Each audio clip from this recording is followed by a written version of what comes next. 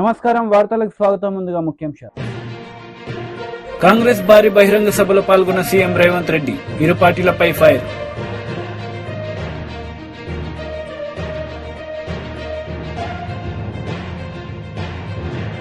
పొన్నూరులో CM YS Jagan బహిరంగ సభ, Chandrababu నాయుడుపై fire.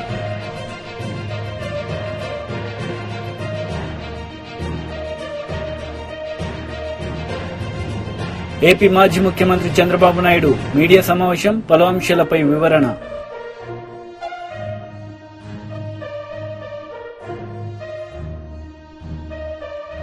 CM Jagan ఎన్నికల సందర్భంగా రోడ్ షో నిర్వహించారు. ఈ సందర్భంగా చంద్రబాబు నాయుడుపై ఆయన మండిపడ్డారు. చేస్తానన్నాడు. 87,612 కోట్ల రూపాయలు రుణాలు మాఫీ జరిగిందా అని అడుగుతా ఉన్నాను మీ అందరితో కూడా. రెండు చేతులు పైకెత్తాలి. ఇలా ఇలా ఇలా ఇలా ఇలా ఇలా ఇలా ఇలా ఇలా ఇలా ఇలా ఇలా ఇలా ఇలా. ముఖ్యమైన హామీలు అనంటూ ఇదే పెద్ద మనిషి చంద్రబాబు నాయుడు గారు సంతకం పెట్టి ఆయన చేసిన రెండో హామీ ఏమిటో తెలుసా? పొదుపు సంఘాల రుణాలన్నీ రద్దు చేస్తాను అని అన్నాడు. మరి 14,205 కోట్ల రూపాయలు పొదుపు సంఘాలకు సంబంధించిన రుణాలు, ఇందులో ₹1 చేశాడా అని అడుగుతా ఉన్నాను మీ అందరితో కూడా. రెండు చేతులు పైకెత్తాలి. ఇలా ఇలా ఇలా ఇలా ఇలా ఇలా ఇలా ఇలా ఇలా ఇలా ఇలా ఇలా ఇలా ఇలా ఇలా.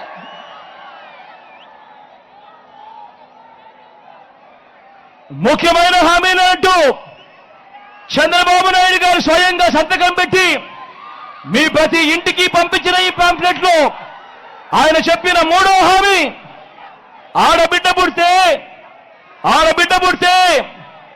మహాలక్ష్మి పథకం కింద 25,000 రూపాయలు బ్యాంకుల్లో డిపాజిట్ చేస్తామన్నాడు. కనీసం ₹1 చేశాడా అని అడుగుతా ఉన్నాను. రెండు చేతులు పైకెత్తారు. ఇలా ఇలా ఇలా ఇలా ఇలా ఇలా ఇలా ఇలా ఇలా ఇలా ఇలా ఇలా. ఇదే పెద్ద మంచి చంద్రబాబు నాయుడు ఆయన చెప్పిన ముఖ్యమైన హామీలు ఇంకొకటి చదవమంటారా? ఇంటింటికి ఉద్యోగం ఇవ్వలేకపోతే నెల 2,000 రూపాయలు నిరుద్యోగ భృతి. ఈ పెద్ద మనిషి చెప్పాడు 5 సంవత్సరాలు అంటే 60 నెలలు ఇంటూ నెలకు 2,000 రూపాయలు అంటే ప్రతి ఇంటికి 1,20,000 రూపాయలు ఇచ్చాడా అని అడుగుతా ఉన్నాను మీ అందరితో కూడా. ఇలా రెండు చేతులు పైకెత్తాలి. ఇలా ఇలా ఇలా ఇలా ఇలా ఇలా ఇలా ఇలా. ఇంకా ముందుకు పోమంటారా? అర్హులందరికీ 3 సెట్ల స్థలం కట్టుకునేందుకు పక్కా ఇల్లు అన్నాడు. నేను అడుగుతా ఉన్నా, ఇంతమంది మీరంతా ఇక్కడ ఉన్నారు, మీలో ఏ ఒక్కరికైనా కూడా 1 సెంటు స్థలమైనా కూడా ఇచ్చాడా అని అడుగుతా ఉన్నాను మీ అందరితో కూడా. రెండు చేతులు పైకెత్తారు. ఇలా ఇలా ఇలా ఇలా ఇలా ఇలా ఇలా ఇలా.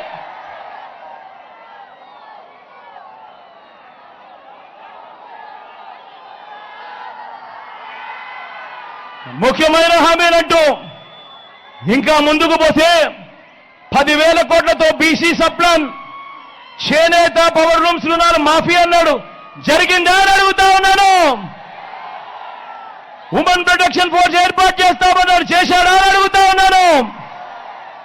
సింగపూర్కు మించి అభివృద్ధి చేస్తామన్నాడు. చేశాడా అని అడుగుతా ఉన్నాను. ప్రతి నగరంలోనూ హైటెక్ సిటీ నిర్మిస్తామన్నాడు. జరిగిందా అని అడుగుతా ఉన్నాను. పొన్నూరులో ఏమైనా కనిపిస్తా ఉందా అని అడుగుతా ఉన్నాను. మరి అందరూ ఆలోచన చేయమని కోరుతా ఉన్నా. ఇవన్నీ ఏదైతే నేను చదివానో, స్వయాన చంద్రబాబు నాయుడు గారు 2014లో ఇదే కూటమిగా ఏర్పడి ముఖ్యమైన హామీలు అని అంటూ ఆయన సంతకం పెట్టి ప్రతి ఇంటికి పంపించిన ఈ పాంప్లెట్లో నుంచి కనీసం ఒక్కటైనా కూడా జరిగిందా అని అడుగుతా ఉన్నాను ఈ సందర్భంగా మిమ్మల్ని. ఈసారి మాత్రం గట్టిగా రెండు చేతులు పైకెత్తాలి. ఇలా ఇలా ఇలా ఇలా ఇలా. టీడీపీ అధినేత నారా చంద్రబాబు నాయుడు ప్రెస్ మీట్ నిర్వహించారు. ఈ సందర్భంగా పలు అంశాలపై ఆయన మాట్లాడారు. అయితే ఏదైతే కేంద్ర ప్రభుత్వం 29వ తారీఖున ఎన్నికల నిధుల్లో వాలంటీర్స్ ఇన్వాల్వ్ కావద్దని చెప్పింది కాబట్టి వాలంటీర్స్ ఇవ్వలేకపోతున్నారని చెప్పి పదే పదే తిప్పించారు వీళ్ళని, వృద్ధుల్ని. డబ్బులు లేవని తెలుసు. మొదటి తారీఖే తీసుకొచ్చారు వైఎస్ఆర్ కాంగ్రెస్ కార్యకర్తలు, నాయకులు నడిపించుకొచ్చారు. విపరీతమైన ఎండలు, వడగాల్పులు, అందులో కూడా తిప్పించి కడాన కుట్రలు కుతంత్రాలు చేసి 33 మంది చనిపోయే పరిస్థితికి వచ్చారు. ఇది నేను చెప్పిన ఇది కాదు, వాళ్ళు ఇచ్చిన ఫిగర్ ఇది. మంత్రులు, ముఖ్యమంత్రి చెప్పింది 33 మంది చనిపోయారన్నారు. ఈ 33 కూడా ప్రభుత్వ హత్యలు ఇవి. మీరు డెలిబరేట్ గా ముసలివాళ్ళని చంపేశారు. ఆ ఉసురు ఊరికే పోదు మీ మీద. అంత దుర్మార్గంగా చేసి 33 మందిని చంపేసి తర్వాత నేను చాలా సార్లు ఆఫీసర్లకి, చీఫ్ సెక్రటరీకి వీళ్ళందరినీ డిమాండ్ చేశాం, మీరు చేసేది కరెక్ట్ కాదు, ఇది మంచి పద్ధతి కాదు అని ఆ రోజు డిమాండ్ చేశాం. కానీ చీఫ్ సెక్రటరీ ఏం పట్టించుకోలేదు. అంటే ఈయన మోచేతిలో నీళ్లు తాగే ఈ అధికార యంత్రాంగం ఆయన కుట్రలు కుతంత్రాలు చేస్తే ఆ కుట్రలు కుతంత్రాలు అమలు చేసి ఆయన చేసిన ప్రభుత్వ హత్యల్లో వీళ్ళు కూడా భాగస్వాములయ్యే పరిస్థితికి వచ్చారు. ఇది క్షమించరాని నేరం. ఒకసారి ఎన్నికలు అనౌన్స్ చేసిన తర్వాత ప్రభుత్వ యంత్రాంగం అనేది ఎన్నికల కమిషన్ కింద పనిచేస్తుంది. ఆల్ పార్టీస్ కూడా ఈక్వల్ ఫుట్టింగ్ ఉండాలి. ఈరోజు ముఖ్యమంత్రి ఆఫీసు కూడా ఎన్నికల్లో పనిచేసుకున్నప్పుడు మాతో సమానంగానే ఉండాలి. అన్ని రాజకీయ పార్టీలు కూడా సమానంగానే ఉంటాయి, సమాన అవకాశాలు ఉంటాయి. అలాంటి సమాన అవకాశాలు ఉండే సమయంలో కుట్ర తీయడం చాలా దుర్మార్గం. మళ్ళీ అదే కుట్రలకు తెరలేపారు. ఈరోజు మీరు చూస్తే మేము డిమాండ్ చేసింది చాలా క్లియర్గా, ఇంటి దగ్గర డిస్ట్రిబ్యూట్ చేయండి, ఇది సాధ్యం.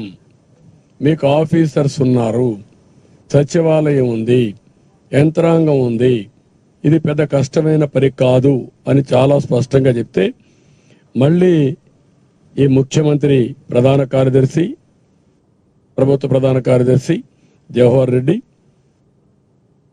పిఎంఓలో ఉండే ముఖ్య పైరవికారుడు, పెద్ద పైరవికారుడు ఇతను ధనంజయ రెడ్డి, ఇదే పని ఒక మిడిల్ మ్యాన్ బ్రోకరేజ్ చేస్తూ ఉంటాడు ఆయన.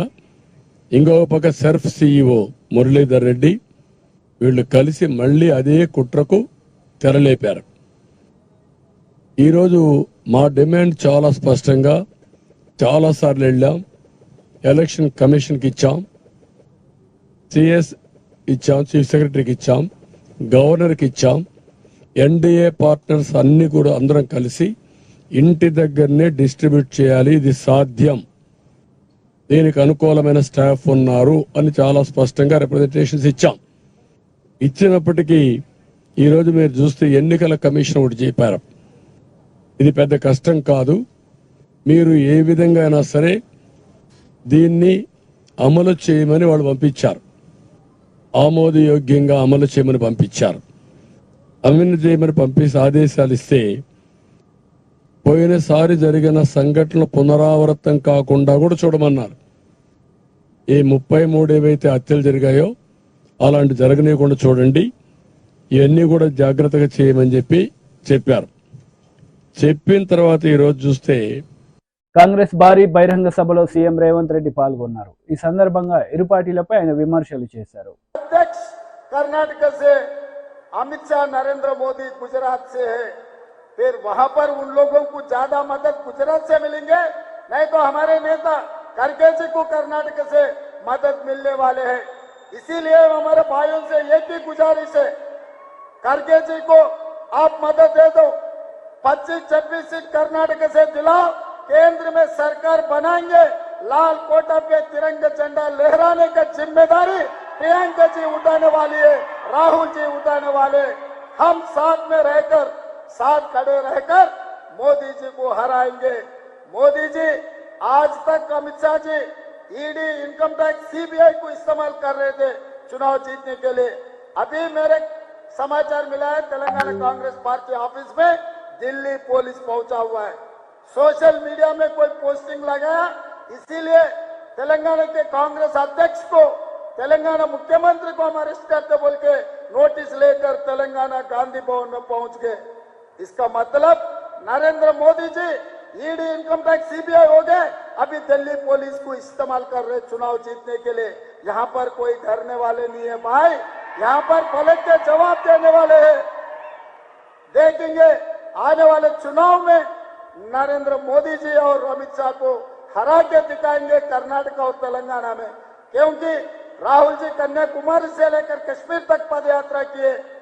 कर्नाटक में सरकार बने, तेलंगाना में भी सरकार बने, आने वाले दिनों में महाराष्ट्र में भी अपना सरकार बनने वाले, केंद्र में भी अपना सरकार बनने वाले। अपने लिए अपना नेता है खड़गे जी है, अपने नेता सोनिया जी है। इसीलिए मेरा गुजारिश यहाँ के सेडम के लोगों को, मैं हैदराबाद में रहता हूँ, बगल के तेलंगाना आपको पता है, मेरा असेंबली भी कोडंगल है। आप लोगों को कभी भी जरूरत पड़े मुझे एक आवाज दो, मैं यहाँ हाजिर हूँगा। आप लोगों को कभी भी जरूरत पड़े तो सीधा सीधा हैदराबाद चल कर आओ, मैं वहां रहता हूँ। आप लोगों के लिए काम करने के लिए, आप लोगों को मदद करने के लिए हमेशा मैं हाजिर रहता हूँ। यहीं मेरा भाषण खत्म करते हुए मैं आपसे छुट्टी लेता हूँ। जय Congress. Congress leader Jaggareddy press meet నిర్వహించారు. ఈ సందర్భంగా పలు అంశాలపై ఆయన వివరణ ఇచ్చారు. జవాబు కేసీఆర్ కి ఇంతకంటే కేసీఆర్ కి దడ చుట్టుకున్నది. ఎందుకు చుట్టుకున్నది అంటే వాళ్ళకు ఒక్క సీటు కూడా వస్తలేదు, ఎంపీ సీటు ఒక సీటు కూడా బీఆర్ఎస్ ఈ తెలంగాణలో గెలుస్తలేదు. అందుకే కేసీఆర్ కి దడ చుట్టుకున్నది, భయం చుట్టుకున్నది, నిద్ర కరువైపోయింది. ఏడాదికి ఒకసారి, 5 ఏళ్లకు ఒకసారి బహిరంగ సభలు వచ్చి మాట్లాడే కేసీఆర్ గారు సడన్లీగా రోడ్ షోలకు వచ్చేస్తున్నాడు. ఆయన అంటే ఒక సీటు కూడా బీఆర్ఎస్ వస్తలేదనే భయం చుట్టుకొని ఏదో రకంగా సీట్లు పెంచుకోవాలి అనే ఒక ఆలోచనతో, ఒక ఉద్దేశంతో ఏదో రకంగా మళ్ళీ ఈ కొత్త నాటకానికి తెరలేపి ఆయన ఈరోజు మళ్ళీ రోడ్ షోలకు వీధిన పడ్డాడు మన కేసీఆర్ ప్రతిపక్ష నాయకుడు. ఏమంటారు శ్రీనివాస్ గారు?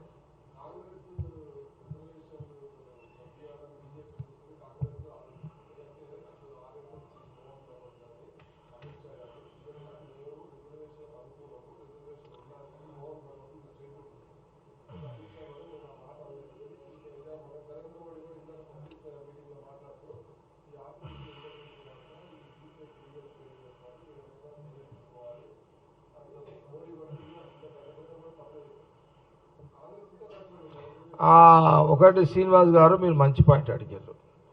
ఎప్పుడైనా భగవత్ గారు ఆర్ఎస్ఎస్ చీఫ్ ఇంత ఓపెన్గా ఎప్పుడైనా వచ్చిండా? ఎస్సీ ఎస్టీ బీసీలకు మేము కూడా అనుకూలమే అని భగవత్ గారు రావడము, అమిత్ షా గారు మొదటిసారి ఎస్సీ ఎస్టీ బీసీల గురించి మాట్లాడడము, దీని కారకుడు ఎవరు? ఈరోజు వాళ్ళిద్దరు భయంతో బయటకు వచ్చినట్టు దీని కారకుడు రాహుల్ గాంధీ గారు. రాహుల్ గాంధీ గారు ఎప్పుడైతే ఎస్సీ ఎస్టీ బీసీలు ఇప్పుడున్న పాపులేషన్ ప్రకారం ఇంకా పెంచుతాము అని వారు అన్నారో, ఆనాటి నుంచి వాళ్లకు ఇక ఇప్పుడు గుడి కాదు, ఇప్పుడు జనాలు ఎస్సీ ఎస్టీ బీసీలు మార్పు వచ్చేసింది. రాహుల్ గాంధీ గారు యొక్క ప్రెస్ ఆయన ఒక ప్రకటనకు ఆయనకు ఆకర్షులవుతున్నారు కాంగ్రెస్ పార్టీకి అనే ఒక భయంలో భాగమే భగవత్ గారు ఈరోజు. అంటే ఇది కూడా కాంగ్రెస్ పార్టీ రాహుల్ గాంధీ గారు ఒక ఘనతే కదా.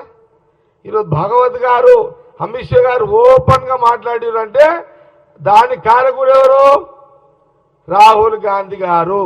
ఆయన ఇచ్చిన ప్రకటననే ఈరోజు భాగవత్ గారు వాళ్ళందరూ కూడా మాట్లాడారు. ఇది కూడా ఎస్సీ ఎస్టీ బీసీలు గమనించండి. మైనార్టీలారా మీకు కూడా డోకా లేదు, గమనించండి. రాహుల్ గాంధీ గారికి అందుకే ఎస్సీ ఎస్టీ బీసీలో మేమేం కొడుతున్నాము, రాహుల్ గాంధీ గారు ఎస్సీ ఎస్టీ బీసీలకు అనుకూలంగా ఉన్నాడు, ఇంకా రిజర్వేషన్ పెంచుతా అన్నాడు. అందులో భాగమే భాగవత్ గారు, ఆర్ఎస్ చీఫ్ అమిత్ షా గారు వీళ్ళందరూ బయటకు వచ్చిరు.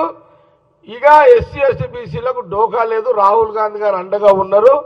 అందుకే రాహుల్ గాంధీ గారు ప్రధానమంత్రి అయితే, ప్రధానమంత్రి చేస్తే ఇంకా ఇంకా ఫుల్ సెక్యూరిటీ ఉంటుంది ఎస్సీ ఎస్టీ బీసీలకు, మైనార్టీలకు అనేది కాంగ్రెస్ పార్టీ చాలా స్పష్టంగా ఇటు తెలంగాణ ప్రజలకు, ఆంధ్రప్రదేశ్ ప్రజలకు, భారతదేశ ప్రజలకు స్పష్టంగా తెలియదు.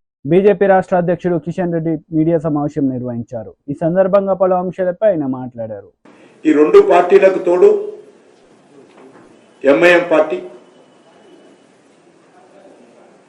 వీళ్ళ ముగ్గురు కలిసి ఒప్పందం కుదుర్చుకొని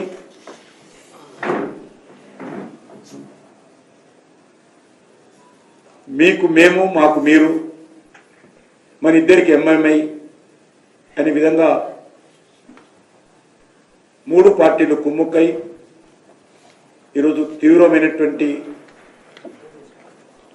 తప్పుడు ప్రచారము, అబద్ధాల ప్రచారము, బురదజాలేటువంటి ప్రచారము కలిసికట్టుగా చేస్తుంది. ఒక ఆయన అంటాడు రిజర్వేషన్స్ తీసేస్తారని, ఇంకో ఆయన అంటాడు హైదరాబాదు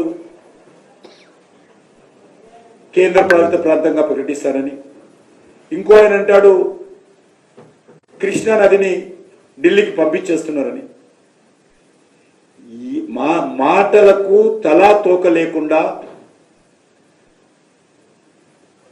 ఈ మూడు పార్టీలు ప్రయత్నం చేస్తా ఉన్నాయి. బీజేపీని ఓడించడం, మోడీ గారిని అడ్డుకోవడమే వీళ్ళ ఉమ్మడి కుట్ర. రెండు పార్టీలకు సంబంధించినటువంటి నాయకులు క్రింద స్థాయిలో ఎవరు లేరు. క్రింద స్థాయిలో కాంగ్రెస్ పార్టీ కానీ, బీఆర్ఎస్ పార్టీ నాయకులు కానీ ఎవరు కూడా ఆ పార్టీల నాయకుల మాటలు నమ్మడం లేదు. క్రింద స్థాయిలో అందరూ కూడా బీజేపీ రావాలని ఏకగ్రీవంగా గ్రామాలు తీర్మానం చేస్తా ఉన్నాయి. నరేంద్ర మోడీ గారు ప్రధానమంత్రి కావాలని గ్రామాలు ఏకగ్రీవంగా తీర్మానం చేసుకుని ముందుకెళ్తా ఉంటే, బావిలో కప్పలులాగా లేక పిల్లి కళ్ళు మూసుకొని పాలు తాగినట్టుగా ఈ రెండు పార్టీల నాయకులు వివరిస్తా ఉన్నారు. హైదరాబాద్ లో ఈ రెండు పార్టీలు కూడా మజ్లిస్ పార్టీ గెలుపు కోసం ప్రయత్నం చేస్తా ఉన్నారు. కాంగ్రెస్ పార్టీ అదే ప్రయత్నం చేస్తున్నది, బీఆర్ఎస్ పార్టీ అదే ప్రయత్నం చేస్తున్నది. కాంగ్రెస్ పార్టీ సీనియర్ నాయకుడు ఫెరోజ్ ఖాన్ ఓపెన్ గా చెప్పాడు, మాకు పార్టీ హైకమాండ్ నుంచి ఆదేశాలు వచ్చాయి, ఎట్టి పరిస్థితుల్లో ఓల్డ్ సిటీలో ఓవైసీని గెలిపించాలని మాకు ఆదేశాలు వచ్చాయి, కానీ ఈ ఎలక్షన్స్ వరకే ఉంటుంది, తర్వాత నా యొక్క పోరాటం ఎంఐ మీద కొనసాగుతున్నాయని చెప్పిన విషయం మనం చేస్తాం.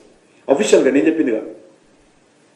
ఆ రకంగా ఇటు కాంగ్రెస్ పార్టీ, మరొక దిక్కు బీఆర్ఎస్ పార్టీ, మజ్లిస్ పార్టీ కొమ్ము కాస్తా ఉన్నారు.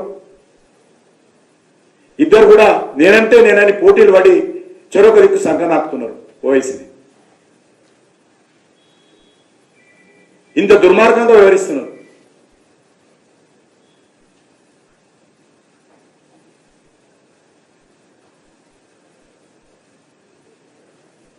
అనేక నియోజకవర్గాల్లో కాంగ్రెస్ పార్టీ సైలెంట్ గా ఉంది, అనేక నియోజకవర్గాల్లో బీఆర్ఎస్ పార్టీ సైలెంట్ గా కనిపిస్తున్నారు. ఈ రెండు పార్టీలు పైకి కొట్టుకున్నట్లు టూ ఫైటింగ్ చేస్తూ ఈరోజు MLA TJR Sudheer Babu media సమావేశం నిర్వహించారు. ఈ సందర్భంగా టీడీపీ నేతలపై ఆయన మండిపడ్డారు. ఒక్క శాశ్వత నిర్మాణం కూడా చేయకుండా దోచుకున్న గజ దొంగల ముఠాకి బాసు నువ్వు. ఈ దేశంలో వైట్ కాలర్ నేరస్తుడు ఎవడైనా ఉన్నాడు అనంటే, ఈ దేశంలో రాజకీయాలను అడ్డం పెట్టుకుని డబ్బులు సంపాదనే ధ్యేయంగా రాజకీయాలు చేసే కుయుక్తి కలిగిన రాజకీయ నాయకుడు ఎవడన్నా ఉన్నాడు అనంటే, ఆంధ్ర రాష్ట్ర పరువుని పదే దిగజార్చిన వాడు ఎవడైనా ఉన్నాడంటే అది నువ్వే చంద్రబాబు నాయుడు. నువ్వే నీ జీవితం అంతా డ్రామాలు, నీ జీవితం అంటేనే దోచుకోవటం, నీ జీవితం అంటే వెన్నుపోటు పడవటం, నీ జీవితం అంటే ఈ రాష్ట్రాన్ని సర్వనాశనం చేయటం, జన్మభూమి కమిటీల పేరుతో గ్రామాల్ని దోచుకున్న గజ దొంగలు మీరు. ఇంకా సిగ్గు రాకుండా గౌరవ ముఖ్యమంత్రి గారిని పదే పదే అవహేళన చేయటం, మాట్లాడటం. ఏమయ్యా అంటే ఈ రాష్ట్రానికి పరిపాలించడానికి పేటెంట్ హక్కు ఉందా? నువ్వే పరిపాలించాలని ఏమన్నా రాజ్యాంగంలో రాసిపెట్టుందా? నువ్వు తప్పించి తెలియగలిగినోడు ఎవరు లేరనుకుంటున్నావా? ఏముందయ్యా నీ తెలివితేటలు? ఏం సాధించావు ఈ రాష్ట్రానికి? విభజన సమయంలో విభజనకి కారకుడు నువ్వే. అదే కాంగ్రెస్ విభజన అయిపోయిన తర్వాత కాంగ్రెస్ పార్టీతో తెలంగాణ జతగట్టిన నువ్వు ఒక రాజకీయ బ్రోకర్వి, రాజకీయ వ్యభిచారివి. నువ్వు కేవలం డబ్బులు సంపాదించడం కోసం, ఆస్తులు కూడగట్టుకోవడం కోసం, నీ అనునాయులైన సంస్థలకు దోపిడీని చేసి పెట్టడం కోసము రాజ్యాంగపరమైన సీఎం పదవిలో ఉండి ప్రజల యొక్క ధనం, మాన ప్రాణాలు దోచుకున్న దొంగవి నువ్వు. ఒక స్కిల్ స్కాము, ఒక ఫైబర్ నెట్ స్కాము, అనేకమైన స్కాములు చేసే బాబులు నువ్వు. ఈ దేశంలో ఏ రాష్ట్ర ముఖ్యమంత్రికి నీ అంత నీచమైన చరిత్ర లేదు. నీ పార్టీని తీసుకొని అందలం ఎక్కి ఈ రోజు వరకు నందమూరి వంశులకి అసలు స్థానమే లేకుండా చేసిన నీచమైన రాజకీయ చరిత్ర నీది బాబు. నువ్వే మాట్లాడతావు? తండ్రి చనిపోతే ఒంటరిగానే నిలబడితే, కాంగ్రెస్ పార్టీ కేసులు పెట్టి బాధ పెడితే, అవమానపరిస్తే ఏ మాత్రం ఒక్క క్షణం కూడా బాధపడకుండా ప్రజల కోసం నిలబడ్డాడు, ప్రజలతోనే ఉన్నాడు. సుమారుగా 5,000 కిలోమీటర్ల పాదయాత్ర చేశాడు. ప్రజల యొక్క మనస్తత్వాన్ని అర్థం చేసుకున్నాడు. ఈ రాష్ట్ర యొక్క స్థితి గతులను అర్థం చేసుకున్నాడు. ఈ రోజున తిరుగులేని మహానాయకుడిగా ఎదిగాడా మా నాయకుడు. మా నాయకుడికి ఈ దేశంలో చరిత్ర ఉంది. మా నాయకుడు ఎవరి పార్టీని లాక్కోలా, ఎవరిని వెన్నుపోటు పడాలా, ఒక్కడే పార్టీ పెట్టుకున్నాడు, ఒక్కడే గెలిచాడు, రేపు కూడా ఒక్కడే ఉంటాడు, ఒక్కడే గెలుస్తాడు. నీకు దిమ్మ తిరిగిపోయి. కడియం శ్రీహరి కీలక ప్రెస్ మీట్ నిర్వహించారు. ఈ సందర్భంగా మాజీ CM Kadiyam Srihari press meet నిర్వహించారు. ఈ సందర్భంగా మాజీ ముఖ్యమంత్రి కేసీఆర్ పై పలు విమర్శలు చేశారు. నాయకుడు డ్యాన్సులు చేస్తాడు, పాటలు పాడతాడు, డప్పులు కొడతాడు, తొడలు కొడతాడు. అంత సీనియర్ వ్యక్తి ఇట్లాంటివి చేయవచ్చా లేదని కూడా ఆలోచన లేకుండా చాలా చాలా గలీజ్గా మాట్లాడుతున్నాడు. అయినా పర్వాలేదు.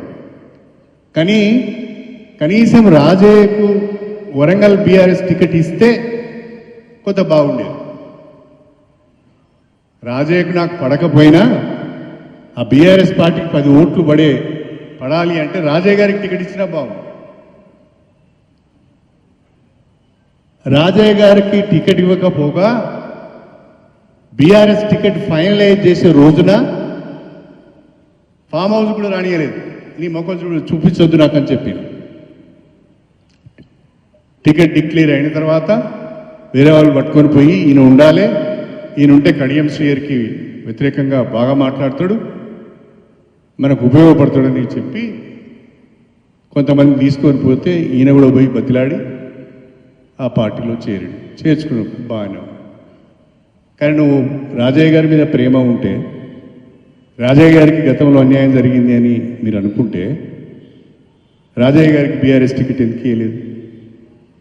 అంటే ఇదంతా మోసపెత్తుగడదు. ఆయనకు మనసులో ఒకటి ఉంటుంది, బయటకు ఒకటి మాట్లాడుతూ అంటాడు. అది నేను స్వయంగా అనేక సందర్భాల్లో చూశాను. ఎదురుగా నీ అంత గొప్పవాడు లేడని మాట్లాడతాడు, కానీ వీడు విధవాని మనం బయటికి వెళ్ళగానే మాట్లాడతాడు. తెలంగాణను అన్ని రకాలుగా ఆగం చేసి వరంగల్ను ప్రత్యేకంగా ముక్కచెక్కలు చేసి ఇవాళ ఏదో సానుభూతి ప్రకటించడానికి వచ్చాడు. వరంగల్ పట్టణాన్ని ఏం అభివృద్ధి చేశారు మీరు? ఎన్నిసార్లు ముత్తుకున్నా నేను కనీసంగా మాస్టర్ ప్లాన్ అప్రూవ్ చేయండి అని చెప్పి 10 సార్లు పోయి బతిలాడినాం. ఎందుకంటే ఒక సిటీకి మాస్టర్ ప్లాన్ అనేది లేకుండా అభివృద్ధి అనేది కష్టం. ప్లాన్డ్ అభివృద్ధి ఉండదు. ఇప్పుడు ముబ్బిడిగా అనేక రకాలైన డెవలప్మెంట్స్ వస్తుంటాయి. కాబట్టి మాస్టర్ ప్లాన్ అప్రూవ్ చేయమని అడిగినాం. 3 ఏళ్ళు దగ్గర పెట్టుకున్నాడు, ఈరోజు వరకు కూడా మాస్టర్ ప్లాన్ అప్రూవ్ కాలేదు. అంటే వరంగల్ పైన ఆయనకున్న ప్రేమ ఏంటి? ఒక ఓఆర్ఆర్ లేదు, మొత్తుకొని సచ్చినాం. ఒక అండర్ గ్రౌండ్ డ్రైనేజ్కి ప్రతిపాదన లేవు, మొత్తుకొని సచ్చినాం. ఏనాడు పట్టించుకో. ఎందుకో కానీ వరంగల్ పైన ఆయనకు ఒక రకమైన కోపం. ఎందుకో కానీ వరంగల్ అంటే ఆయనకు ఒక రకమైన వ్యతిరేకత. ఎందుకంటే వరంగల్ గడ్డ మీద ప్రశ్నించే వాళ్ళు ఎక్కువ ఉంటారు అనేది ఆయన అభిప్రాయం. వరంగల్ గడ్డ మీద పోరాటాలు చేసే వాళ్ళు ఎక్కువ ఉంటారు, ప్రశ్నించే వాళ్ళు ఎక్కువ ఉంటారు, ఉద్యమాలు చేసే వాళ్ళు ఎక్కువ ఉంటారు అనేది ఆయన భయం. అందుకనే వీళ్ళ నోర్లు మూయాలి అంటే ముక్కలు చేయాలి అని మన జిల్లాను ఆగం చేసిన వ్యక్తి ఆయన. మంగళగిరిలో నారా బ్రాహ్మణి ఎన్నికల ప్రచారం నిర్వహించారు. ఈ సందర్భంగా పలు అంశాలపై ఆమె మాట్లాడారు. ఆయన విజన్ ఏంటంటే ఎటువంటి సపోర్ట్ నాకు అందించారో అటువంటి సపోర్ట్ మంగళగిరిలో ఉన్న మహిళలందరికీ, ఆయన అమ్మలు కానివ్వండి, లేకపోతే అవ్వలు కానివ్వండి, అక్క చెల్లెలు కానివ్వండి, వాళ్ళందరికీ అందించాలనేది ఆయన విజన్, ఆయన హార్డ్ వర్క్ అంతా. అదే కాకుండా ఏ కంపెనీలో, హెరిటేజ్ ఫుడ్స్లో నేను పనిచేస్తున్నాను ఎగ్జిక్యూటివ్ డైరెక్టర్గా, అదే కంపెనీలో నారా లోకేష్ గారు కూడా పనిచేయటం జరిగింది ఇంతకుముందు. ఆ కంపెనీలో ప్రతిరోజు మేము మహిళా రైతుల స్టోరీస్ గురించి వినేవాళ్ళమి, చూసేవాళ్ళమి. రాత్రింపగలు గ్రామాల్లో మహిళలు కష్టపడి పాలు ఉత్పత్తి చేసి మా కంపెనీకి అందిస్తే వాళ్ళకి ఆదాయం వచ్చేలాగా చూసేవాళ్ళమే. ఆదాయంతో పాటు వాళ్ళకి కేవలం డబ్బులే కాదు, కానీ వాళ్ళ గ్రామంలో, వాళ్ళ సొసైటీలో, వాళ్ళ కమ్యూనిటీలో వాళ్ళ విలువ కూడా చాలా పెరిగేది. ఇది చూసి మాకు ఎంతో సాటిస్ఫాక్షన్ కలిగింది. మేము కూడా ముందు ఏం చేసినా కూడా మహిళల మీద ఒక పాజిటివ్ ఇంపాక్ట్ ఉండాలి, మహిళలకి ఒక ఆదాయం వచ్చేలా చూడాలి అని అప్పుడే మేము డిసైడ్ అయిపోయాము. ఏ సాటిస్ఫాక్షన్ ఏదైతే అప్పుడు వచ్చేదో దానికన్నా మించి ఎక్కువ సాటిస్ఫాక్షన్ స్త్రీ శక్తి ప్రోగ్రామ్ సక్సెస్ ద్వారా మాకు కలుగుతుంది. నాకు చాలా ఆనందంగా ఉంది.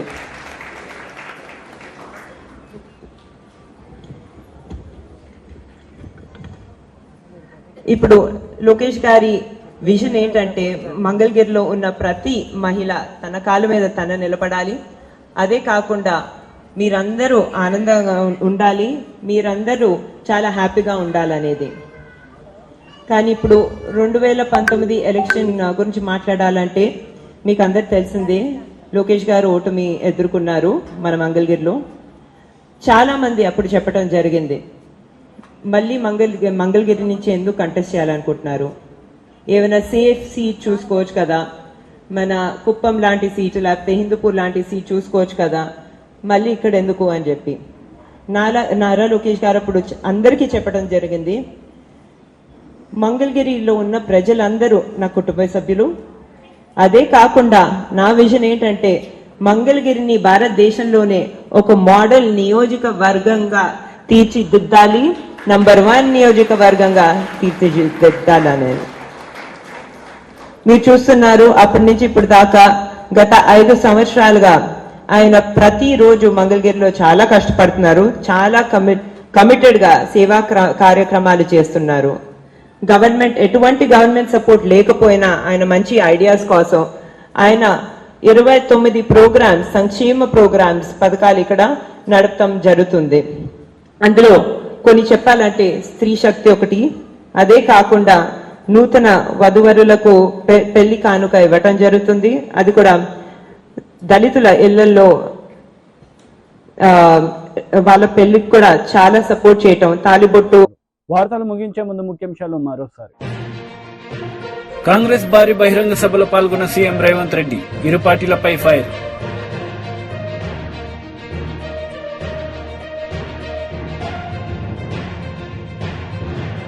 పొన్నూరులో సీఎం వైఎస్ జగన్ బహిరంగ సభ, చంద్రబాబు నాయుడుపై ఫైర్.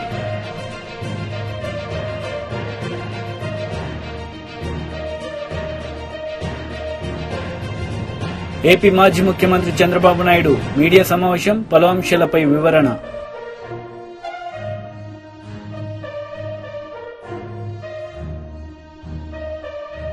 ఈ వార్తలు ఇంతటితో సమాప్తం. తిరిగి ప్రసారమయ్యే వార్తలు మళ్ళీ కలుద్దాం. అంతవరకు సెలవు. నమస్తే.